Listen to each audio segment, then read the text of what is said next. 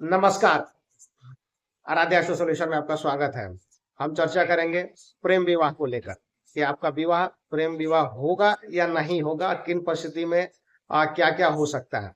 तो देखिए, सबसे पहले आप अपनी कुंडली में पंचम भाव की स्थिति को देखिए।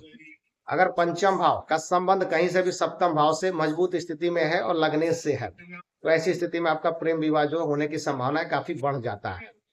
अब ये देखा गया है कि प्रेम विवाह क्यों नहीं होगा, या घर वाले के इसमें राजी होंगे या नहीं होंगे।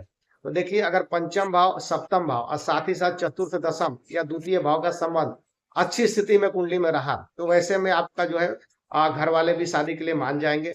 अगर चतुर्थ भाव, दशम भाव या द्वितीय भाव से कहीं से भी इनका मित्रवत संबंध नहीं रहा आपके पंचम भाव का, तो वैसी स्थिति में घर वाले जो है आपका प्रेम का विरोध करेंगे ही करेंगे। बहुत ऐसा परिस्थिति रहा है कि प्रेम होने के बाद भी जो है सेपरेशन, ऐसा सिचुएशन क्यों बनता है। देखिए, अगर पंचम भाव पे कहीं से भी सूर्य, राहु, मंगल, शनि और केतु इनका संबंध हो जाए या इनका प्रभाव हो, तो ऐसे में इनकी अंतरदशा महादशा में आपका सेपरेशन होना तय होता है।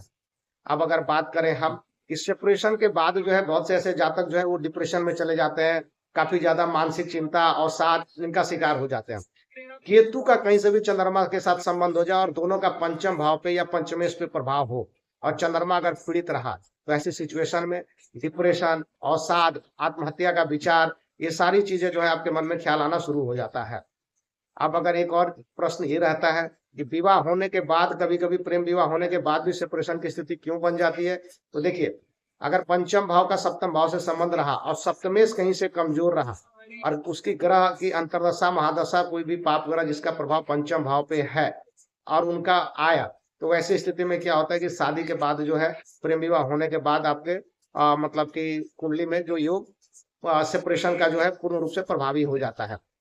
कभी कभी ऐसा होता है कि आपका प्रेम तो हुआ लेकिन विवाह नहीं हुआ, लेकिन इसके अलावा मतलब उसके बाद भी आपका संबंध जो है चलता ही रहा। उसका मुख्य कारण ये होता है कि पंचमेश का लग्नेश से संबंध नहीं है, सप्तमेश प्रभाव ज्यादा प्रभावशाली रहता है।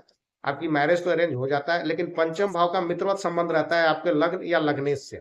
वैसी स्थिति में क्या होता है कि आपका प्रेम या पूर्व में जो भी प्रेम रहा है उससे संबंध बना ही रहता है, या तो भावनात्मक रूप से या मानसिक रूप से।